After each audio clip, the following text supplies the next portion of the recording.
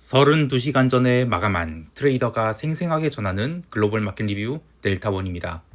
우리 증시는 놀라운 갭 상승 이후에도 외국인들이 무려 1조 5천억에 가까운 현물을 대량 매수하면서 지수를 끝까지 끌어올렸고, 반대로 해외 시장은 계속해서 변동성 매도가 쌓이면서 에너지 분출을 목전에 두고 있습니다. 유럽은 계속해서 보합권에서 움직이고 미국은 나스닥 중심으로 고점 갱신을 이어가고 있는데요. 이렇게 지역별로 극심한 디스퍼전 트레이드가 일어나고 있는 것이 배경 그리고 대응 전략 이야기해봅니다. 먼저 아시아 세션 리뷰 시작할게요. 우리 증시는 야간 선물 시장에서 460선을 또 선물이 넘겨서 마감한 것도 투자자들이 굉장히 당황하게 생각할 일이었지만, 본장 개장 후 외국인들이 현물을 나름 강하게 매수함에도 불구하고 선물 시장에서는 조심스럽게 매도에 나서기 시작했죠. 시장도 그래서 9시 30분까지는 좀 눌리기 시작했어요. 외국인들이 9시 30분까지 선물을 매도한 것이 1600억 조금 넘는 수준인데, 현물 시장에서는 놀랍게도 2000억 넘게 매수를 하면서 지수의 하락을 틀어 막았고, 이후 외국인들이 조심스럽게 선물 매도를 걷어내기 시작하자 지수는 오전 10시경에는 신고가를 갱신하게 됩니다. 이후 외국인들이 현물 매수에는 가속도가 붙기 시작했고, 오후 1시 이후에는 선형적인 매수의 기울기가 더 커지면서 전형적인 알고리즘 매수 지평이 종가까지 이어지면서 주봉을 무려 6% 넘게 장대 양봉을 만들며 마감하게 됩니다. 그러나 그에 비하면 선물시장에서의 외국인 순매수 규모는 2천억에 불과했고요. 또 차익거래를 하는 금융투자의 선물 매도는 무려 8천억이 넘게 쌓였죠. 참 오랫동안 우리 시장의 선물 베이시스 눌림 현상이 이제 12월물 거래 첫날에 완전히 사라지면서 이론 베이시스 대비 시장 베이시스가 살아나자 금융투자가 선물을 팔고 현물을 매수하는 매수 차익거래에 나서고 있는데, 현물이나 선물시장 보면 현물 관점에서 특히 반도체 모멘텀으로 시장이 계속 상승할 것이다 이렇게 보이지만, 옵션 시장을 보면 전혀 그렇지 않습니다. 그 전에 선물 시장 좀 더 살펴보면 오늘 선물 미결제 약정이 7,350계약으로 증가를 했지만 오전 11시까지 미결 증가가 대부분이었고요. 그렇게 12월물이 근월물이 된 첫 거래일에 24만 1,600계약이 미결로 마감한 것은 여전히 우리 선물 시장에 시장 참여자들이 부족하다 이런 의미가 되겠어요. 참고로 작년 9월 만기 다음 날이 미결은 23만 7천 계약으로 마감을 했는데, 작년은 우리 시장이 글로벌 시장 대비 몹시 부진했었고, 저는 시황에서 우리 시장에 현물이고 선물이고 외국인들이 다 도망갔다 이런 안타까운 이야기를 했었는데, 올해는 주가가 올랐음에도 불구하고 선물 시장에는 시장 참여자들이 돌아오지 않고 있어서 그렇게 마음이 편하지가 않아요. 그럼 그전에는 어땠냐 보면 2023년에는 24만 5,800계약, 2022년에는 27만 8천 계약으로 9월 만기 이후의 첫 거래를 마감했죠. 보통 한 27만 계약 정도면 적당한 수준이에요. 여기서 좀 늘어났다 싶으면 30만 계약, 그리고 좀 센 베팅이 들어왔다 싶으면 33만 계약까지 미결이 늘어나요. 그러니 지금 24만 1600계약이면 여기서 연말까지 숏 베팅이 쌓인다 그러면 8만 계약 넘게 숏을 쌓을 수 있는 거예요. 명목 공맥으로는 10조가 넘는 매도가 쌓일 수 있는 거죠. 물론 제가 얘기하는 거는 지금 당장 숏이 쌓인다 이런 거 절대 아니고, 그만큼 지금 미결 제약정이 텅텅 비어 있어서 방향성 설정하려면 미결을 쌓는 과정이 필요하다는 것입니다.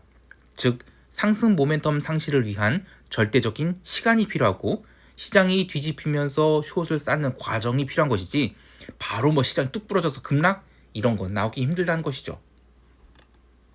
자, 이제 옵션 시장을 보면 마켓 메이커들은 10월 옵션 시장에 대해서 아직은 미결을 제대로 쌓지 못하고 있어요. 그런데 오늘이 급등에 대해서는 좀 생각을 못했던 것 같아요. 상단 배리어를 조심스럽게 롤링업 하면서 475포인트로, 그리고 하단 배리어도 440포인트로 롤링업을 하긴 했는데, 지수의 상승을 고려하면 이 풋클래스의 미결을 빠르게 늘려야 되는데 의외로 하단 배리어를 적극적으로 끌어올리지 않고 있어요. 그래서 오늘의 상승은 그냥 좀 오버액션이다 이렇게 보는 것 같습니다. 일중 유효 거래량 또한 콜 클래스에 집중되어 있는데, 지수가 상승할 때 위클리 옵션이나 먼슬리 옵션 모두 콜 클래스의 거래가 집중되는 것을 보면 우리 시장에 이른바 그 똥개미들이 좀 사라지고 스마트한 개미들이 남아있는 게 아닌가 싶어요.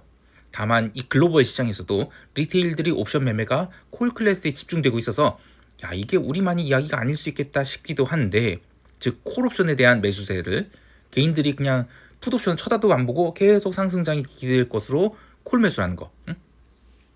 여하튼 지금 이격이 굉장히 과하게 벌어져 있죠. 그래서 조정에 대한 기대감도 살살 살아나고 있지만 풋옵션 매수로 급락을 노리거나 감마 폭발을 기대하는 것은 이거는 어림없다 이렇게 보겠습니다. 그러니까 뭐 어떤 일부에서는 계속해서 시장 이거 말도 안 되는 상승이다, 폭락 나올 것이다, 그것도 서든이 이렇게 얘기하는데 그거 그렇게 쉽지 않다는 것입니다.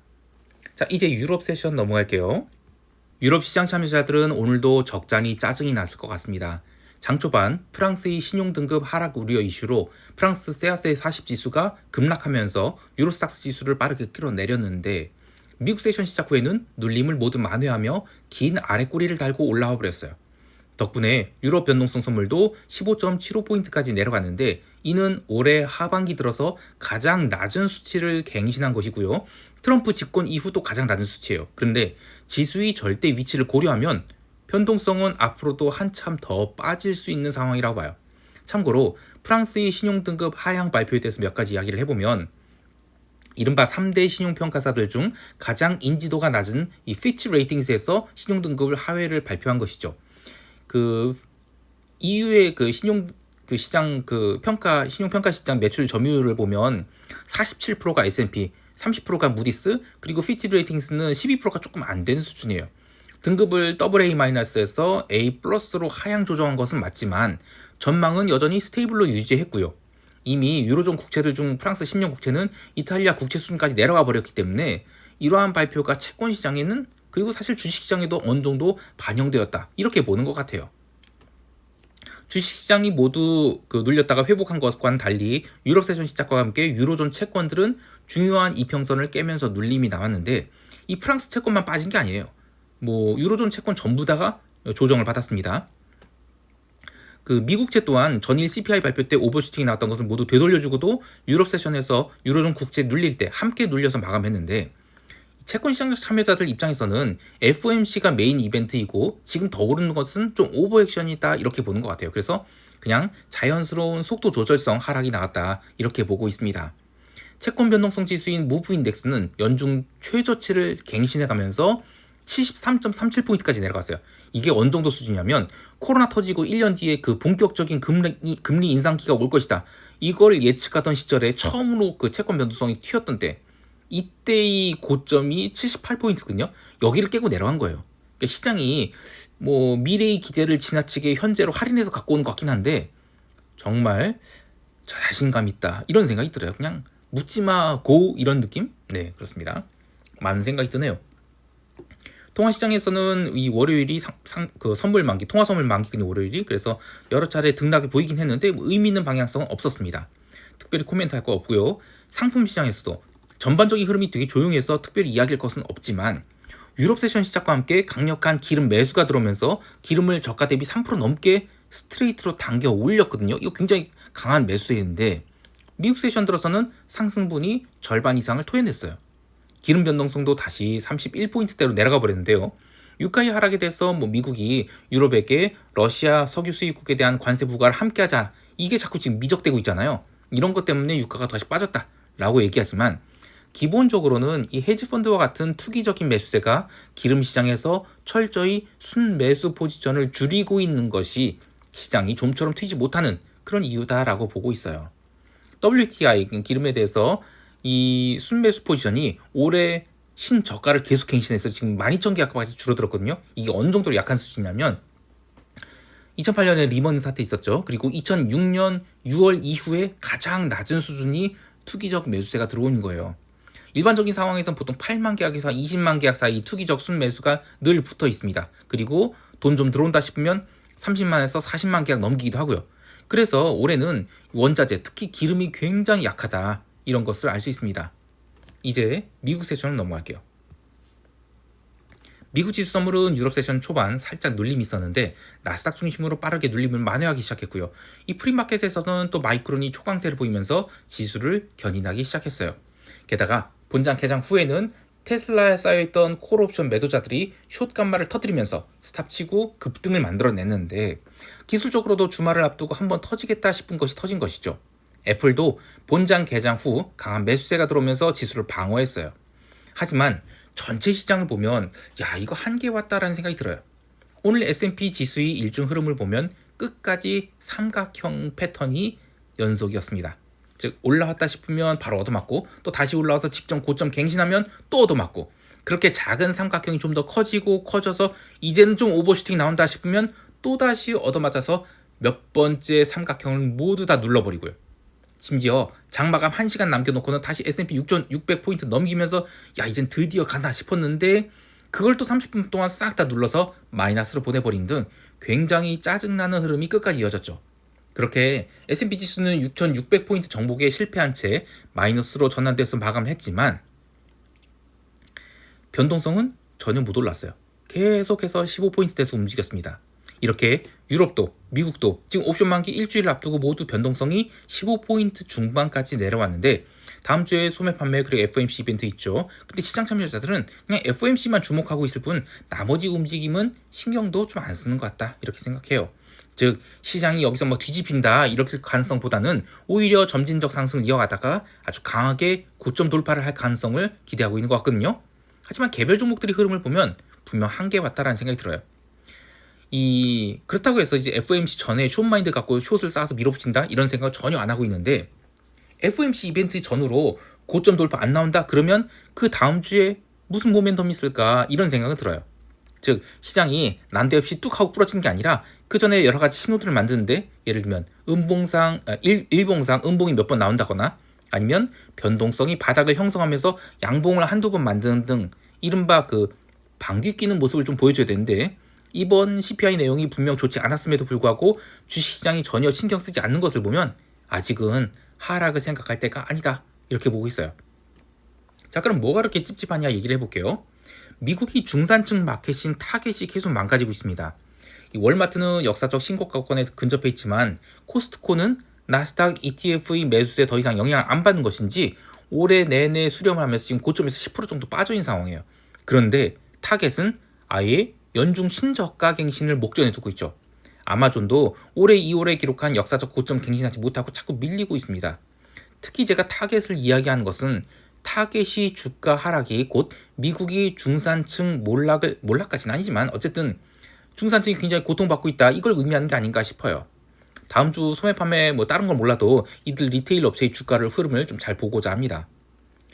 시장이 하루 종일 박스내서 움직였지만 테슬라, 마이크론, 그리고 마소, 애플 이런 개별 종목 이슈가 강한 종목들이 지수를 방어했을 뿐 전체 흐름은 좋지 않았어요. 다우도 러셀도 전일 상승분이 절반을 토해냈는데 그럼에도 불구하고 변동성이 상승하지 않고 있는 데다가 다음 주 월요일에는 별다른 경제 지표도 없죠. 시장이 빠지기보다는 그냥 작은 상승을 이어갈 가능성이 훨씬 더 높다 이렇게 보고 있습니다. 자 이제 시장 총평하면서 대응 전략 이야기할게요. 우리 증시는 야간 선물 시장이 또 올라서 마감했지만 여기서 또 오버슈팅이 나온다 그러면 시장은 강한 되돌림이 압력에 시달릴 것으로 봅니다. 다만 이 풋클래스의 미결 제약장이 워낙 부족하기 때문에 지수가 하락한다 하더라도 연속된 하락은 나오기가 어렵다라고 보고요. 월요일 장은 양봉이 됐든 음봉이 됐든 위아래 꼬리가 달리는 그런 도치가 나올 가능성이 높아 보이는데 또 하나 생각할 것은 10월물 옵션이 지금 잔존 기간이 워낙 짧아요. 그래서 다음 주에 바로 옵션 만기 3주 차에 들어서죠. 근데 그에 비하면 먼슬리 옵션 가격은 몹시 비싸고요. 또 위클리 옵션은 지수 변동성을 고려하면 뭐 적당한 수준이지만 만약에 월요일 증시가 도치 만든다? 그러면 상승에 제동이 걸린다? 그러면 먼슬리 옵션 또한 변동성이 빠르게 하락할 것으로 봅니다. 우리 시장의 옵션 변동성 지수는 시장이 연일 급등한 덕에 20포인트 위에서 움직이고 있죠. 반면 해외 시장의 변동성은 15포인트에서 움직이고 있는데 이것은 우리 시장이 상승이 꺾인다? 그러면 지수가 급락하는 게 아니라 그냥 콜옵션, 풋옵션 양쪽 다 죽게 될 가능성이 높다라는 것입니다. 마켓메이커들이 요이 땅 하고 양옵션 미결을 빠르게 늘리면 그 시점이 굉장히 중요할 것 같아요. 또 이거는 굳이 장중에 포착하지 않는다 하더라도 시장이 해당 위치에서 더 이상 큰 변동 주지 않는다. 그러면 해지 목적으로 OTM 약세 스프레드 좀 넉넉하게 풋으로 좀 끼워놓고 콜매도 단타만 해도 쏠쏠한 이익을 얻게 됩니다. 즉 이것은 시장이 다 왔다 하더라도 풋옵션 매수를 해서 밀어붙인다? 이건 돈이 안 될 가능성이 높다. 이 의미입니다. 옵션 가격이 너무 비싸요. 해외 시장에 대해서는 마찬가지인데요. 아직 시장을 하락으로 볼 이유가 없습니다. FOMC 이벤트 전후로 지금 시장이 고점 형성한지 확인하고 그 다음 주에 사실 들어가도 돼요. 옵션 변동성이 너무 낮기 때문에 변동성 매수를 추천하는 분들도 많은데요. 그 빅스 2배짜리 UBX ETF가 지금 역사적 신저가 계속 갱신하고 있죠. 이런 ETF들은 계속 빠지게 되면 그 리버스 스플릿, 그러니까 액면 병합을 하게 됩니다. 당장 올해 1월 15일에 유빅스가 그 10대 1로 액면 병합을 했어요. 이제 10.35달러까지 빠졌는데 10달러마저 깨진다? 그러면 또 액면 병합 얘기가 나오겠죠. 물론 9월 들어서 지금 2주 내내 변동성이 너무 빠르게 빠진 거 아니냐 이런 분들이 좀 있는데, 그래서 굳이 전략적 판단한다? 그러면 FOMC 전일부터 변동성 사서 FOMC 당일 변동성 팔거나 아니면 그때 변동성이 뜬다. 그러면 변동성 바닥을 잘 잡았다고 보고 홀드를 하는 건 모를까? 아직은 변동성 사기에는 좀 부적합하다. 이렇게 보고 있어요. 다만 시장을 하락으로 보지 않는다고 해서 과연 적극적인 상승이 나오겠느냐? 이건 또 반대의 입장입니다. 굉장히 재미없는 작은 상승이 나오거나 아니면 제자리 왕복 달리기를 할 가능성이 높아요. 올해 제가 시장을 완전히 잘못 본 것 중에 하나가 유럽에 대한 상대적 강세의 기대감이었는데, 작년 말부터 그 나스닥 고밸류 이슈가 터졌죠. 그래서 저는 상대적으로 유럽이 좀 강세를 보일 것이라고 생각했어요. 근데 이게 완전히 틀렸습니다. 기술주들에 대한 매수세는 계속됐고요. 유럽은 뭐 하나 좀처럼 해결된 것이 없으면서 방산주 홀로 시장을 캐리하고 있어요. 게다가 이제는 방산주가 다시 연중 신고가까지 왔음에도 불구하고 독일 닥스 지수 그리고 유로스탁스 지수는 저 아래에서 움직이고 있어요. 답이 없는 상황이죠.